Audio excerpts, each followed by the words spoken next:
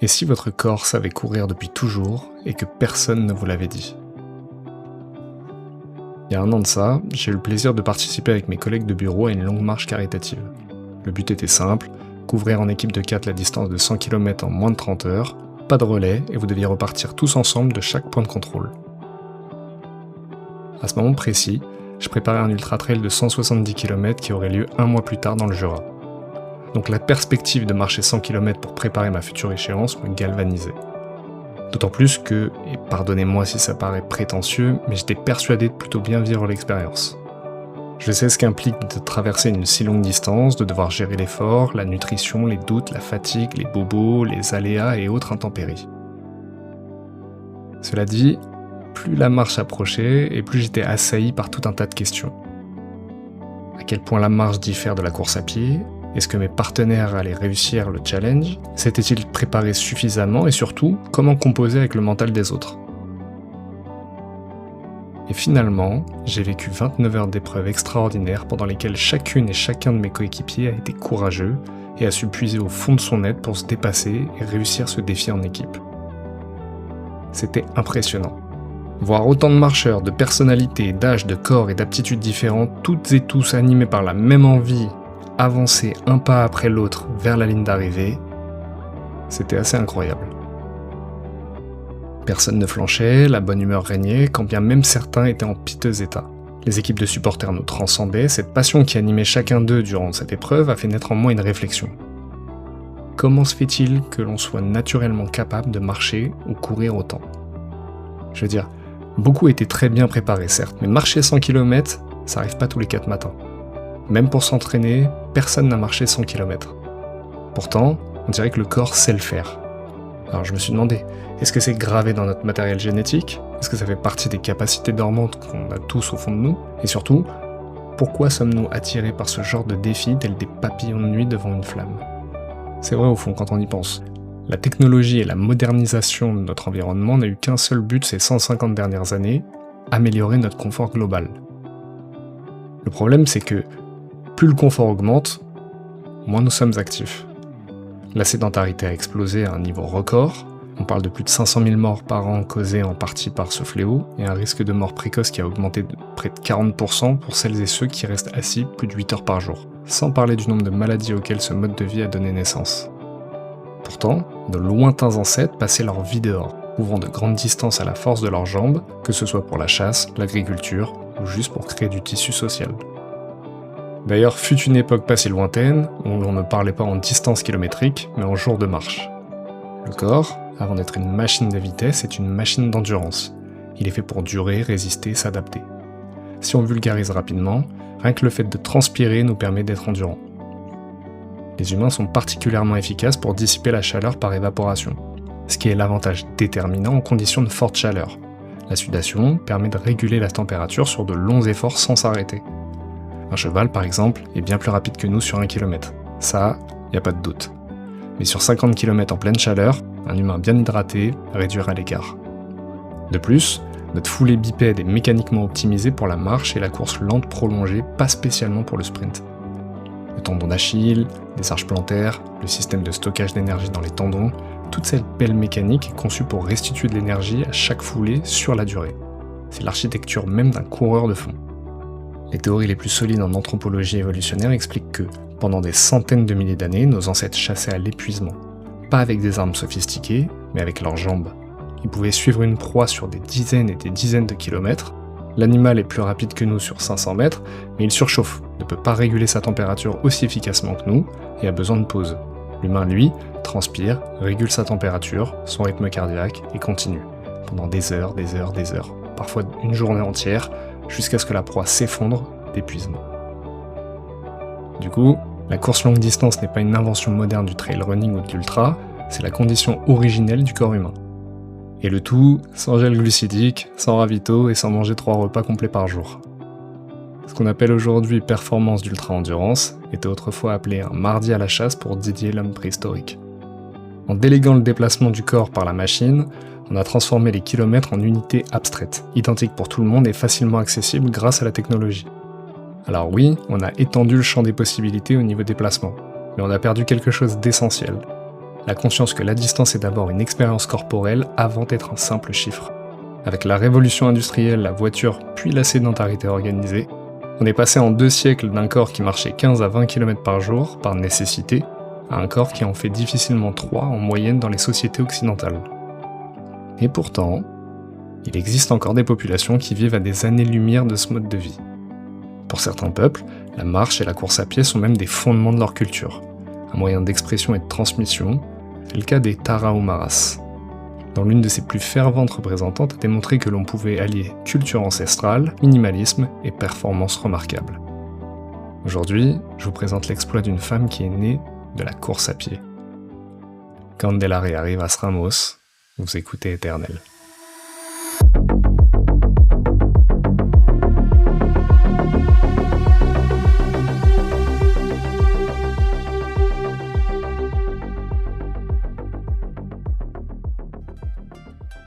Bienvenue au Mexique. Pays d'Amérique centrale dont la superficie équivaut à 3,6 fois la France, bordé à l'est par la mer des Caraïbes, connue pour ses cités mayas de Tulum, Coba ou Chichen Itza, et à l'ouest par l'océan Pacifique, la Basse-Californie et la chaîne de montagnes de la Sierra Madre. 133 millions d'âmes peuplent cette terre de légende où la culture amérindienne se mêle au christianisme et à l'architecture coloniale. Au nord du pays, à la frontière du Texas et du Nouveau-Mexique, coupé par le célèbre fleuve du Rio Grande, s'élève l'état du Chihuahua, une contrée dans laquelle 3 millions d'habitants vivent au gré d'un climat tantôt aride, tantôt pluvieux. Le décor y est montagneux, semi-désertique, abritant une faune et une flore résilientes à l'image du peuple qui y habite. C'est sur ce territoire plutôt hostile que vit un peuple pas comme les autres. Un peuple aux traditions ancestrales, l'un des rares à ne pas avoir été entièrement converti au christianisme par les légions espagnoles d'Hernán Cortés au XVIe siècle, les Rarámuri. Traduit par les pieds légers. Mais vous les connaissez sûrement sous le nom de Tarahumaras. C'est ainsi que les nommaient les missionnaires jésuites à la fin du XVIIe siècle pour désigner les Indiens convertis. C'est un peuple fort, très ancien, enraciné dans la Sierra Madre occidentale.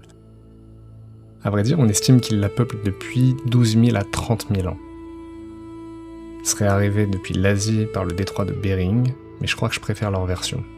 Centrée sur le soleil et la lune, frères et sœurs dont la première lumière terrestre serait venue d'un pouls de la tête du soleil. Pas mal, non ? On estime leur population entre 50 000 et 70 000 à peupler un territoire connu sous le nom de Sierra Tarahumara, qui inclut les Barrancas del Cobre ou Canyon du Cuivre. Un système de canyons plus vaste et plus profond que le Grand Canyon américain. Un paysage de falaises vertigineuses coupées abruptement, couvertes de chênes dans les bas-reliefs et bordées de sapins de Douglas centenaires sur les plus hauts plateaux. Les Rarámuri vivent encore selon des pratiques proches de celles de leurs ancêtres, principalement de l'agriculture, maïs, haricots, mais aussi élevage de chèvres, de moutons, de bovins. Leur habitat alterne entre altitude élevée, au-dessus des 3000 mètres par endroit, et gorges abyssales, déserts et collines. Ils vivent dans des ranchos isolés composés de petites maisons, de granges et d'enclos en bois. Certains vivent encore dans des grottes ou abris naturels, notamment en hiver, car le climat y est plus chaud.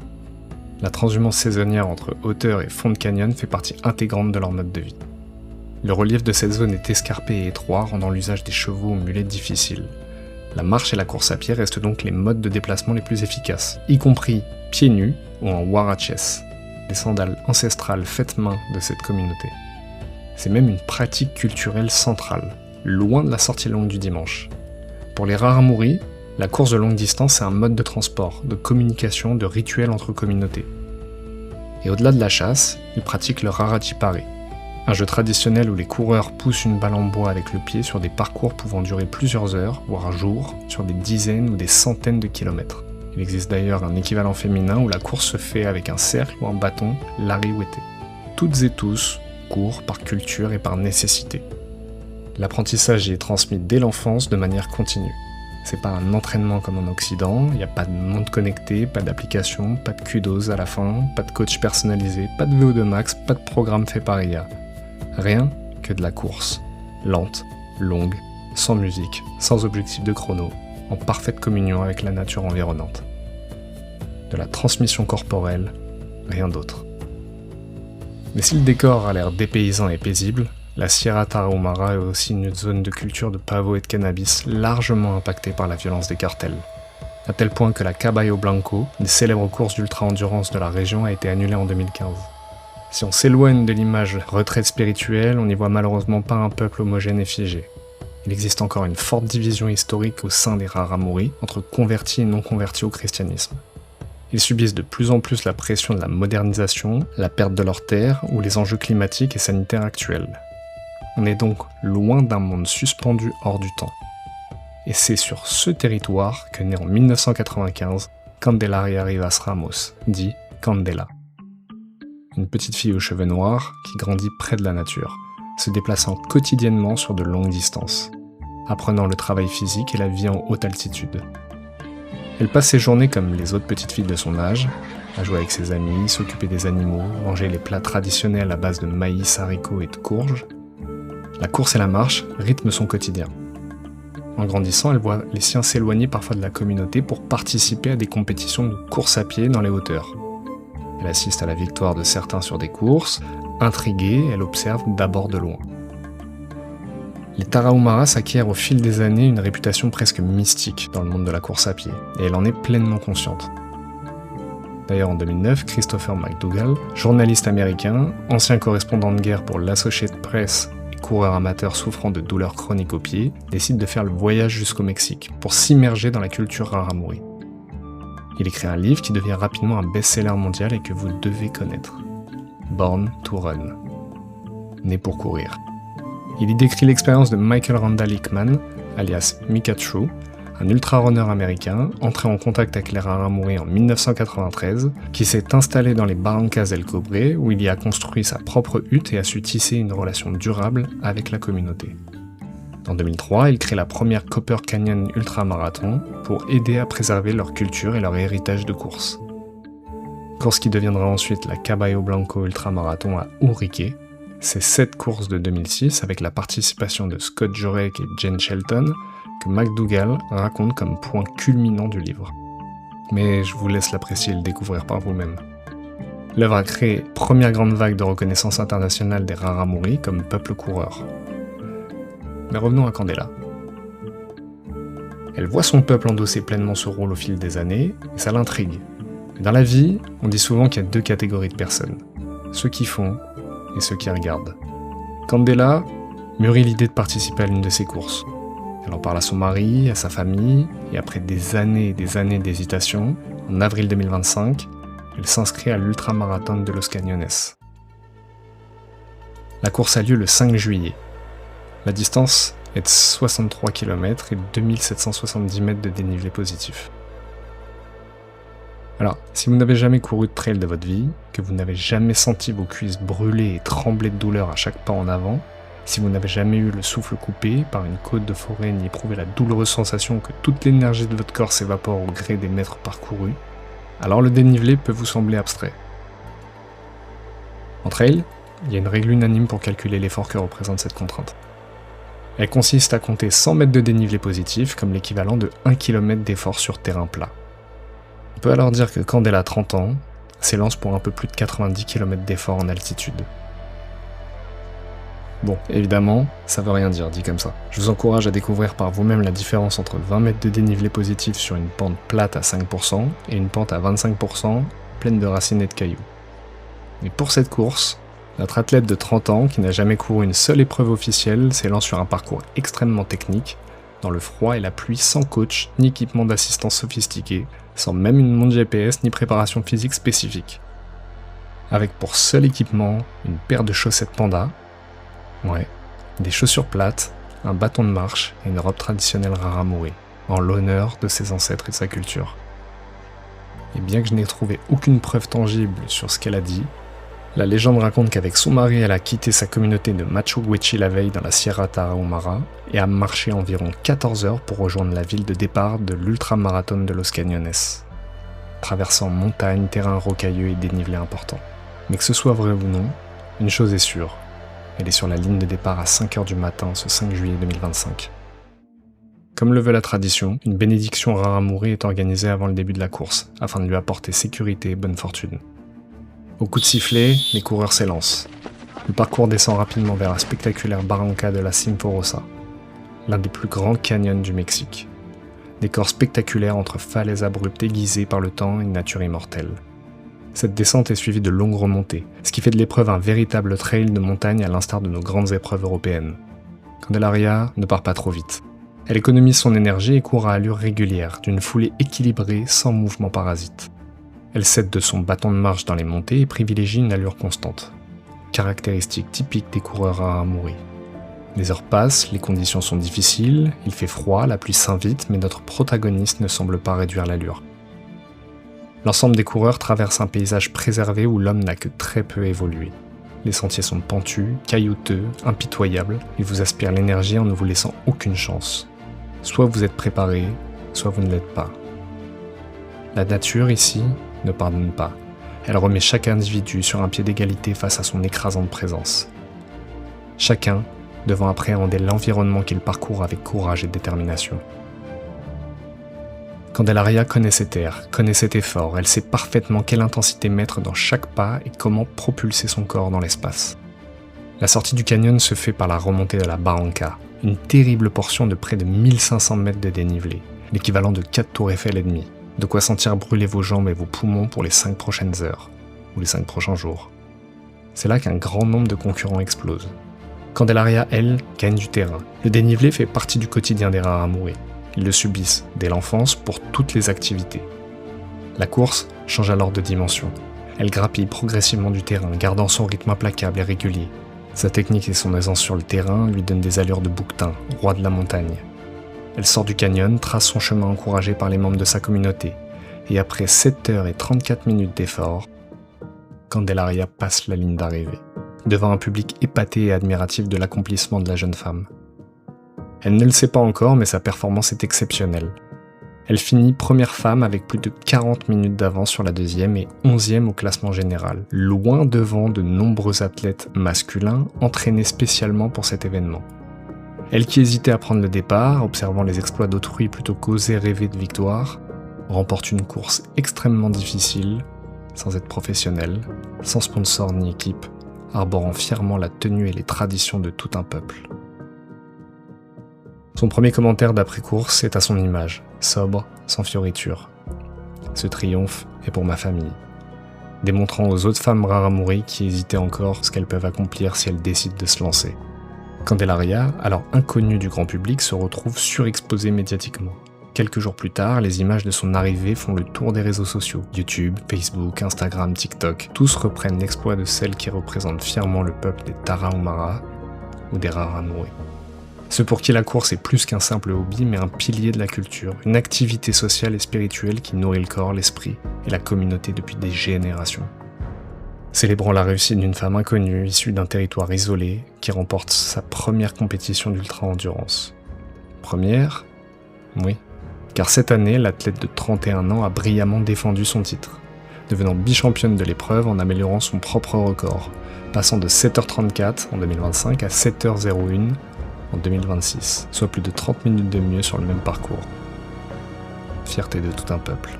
L'histoire entre Candelaria et l'ultramarathon de Los Cañones, et plus spécialement des Raramuri et de la course à pied, demeurera à jamais éternelle. Je vous remercie d'avoir écouté cet épisode sur une athlète et un peuple ultra inspirant. Les Raramuri sont l'illustration parfaite de ce que le corps humain est capable de produire en termes de performance de haut niveau quand le mode de vie est en adéquation. Alors, on évitera le raccourci qui consiste à dire que Candela a gagné sans entraînement et sans préparation.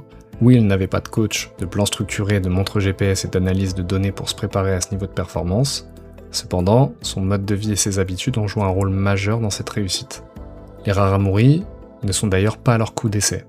On peut aisément citer les performances stratosphériques d'une autre coureuse, Maria Lorena Ramirez, qui a notamment gagné sur la même course, mais sur le format 100 km en 2017, mais le précédent le plus notable est arrivé en mars-avril 2024, quand 6 femmes, l'équipe Rarara, avec Veronica Palma, Ulissa Fuentes, Isadora Rodriguez, Lucia Nava, Rosa Parra, Angelina Orpinel, ont couru en relais de Speed Project.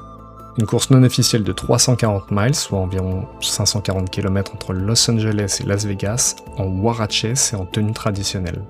Elles ont terminé 3e au classement général en 52 heures. Une première pour un groupe de femmes Raramuri sur ce genre d'épreuve.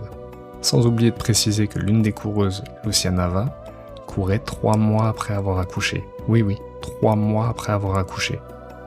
Ce qui est intéressant avec la performance de Candelaria et des Raramuri en règle générale, c'est ce que ça raconte sociologiquement sur le processus d'apprentissage.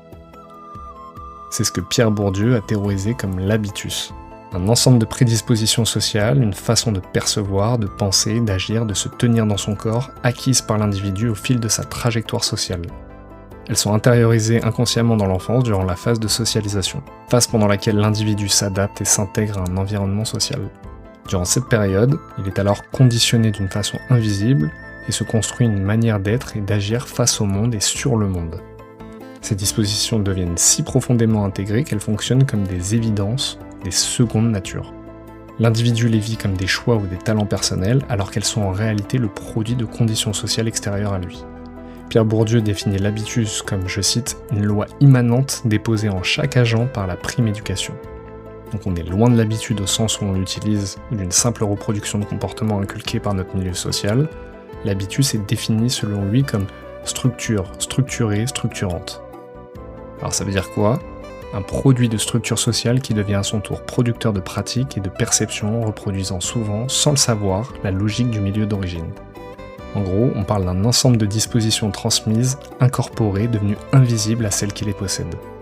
Ce qui rend les Raramuri particulièrement fascinants pour illustrer cette théorie, c'est que leur habitus n'est pas seulement individuel, il est collectif et transgénérationnel. Candela en est l'incarnation la plus récente.